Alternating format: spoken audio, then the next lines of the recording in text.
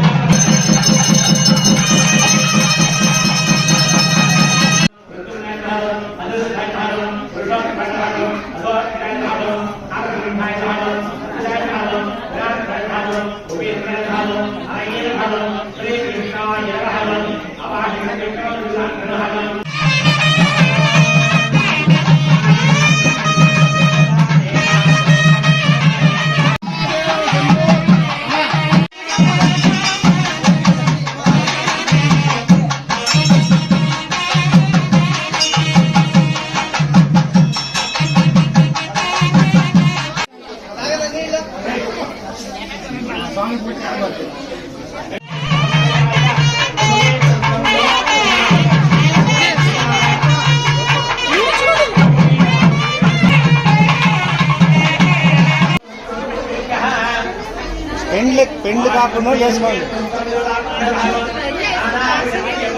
అదే మళ్ళీ పెండ్లు అయింది.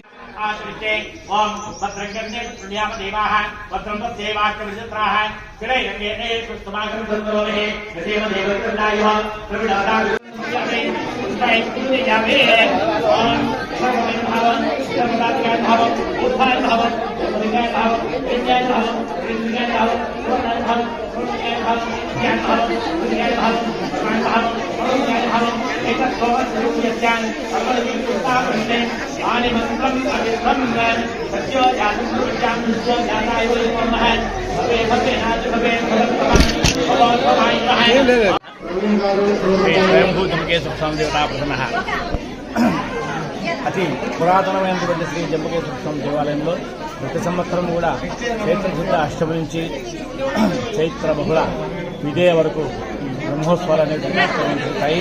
ప్రతి సంవత్సరం కూడా చైత్రశుద్ధ త్రయోదశి నాడు స్వామివారి కళ్యాణోత్సవం జరుగుతుంది. స్వామివారి కళ్యాణోత్సవం జరిగించడానికి విశేషమైనటువంటి అతి భక్తాలందరూ కూడా చాలామంది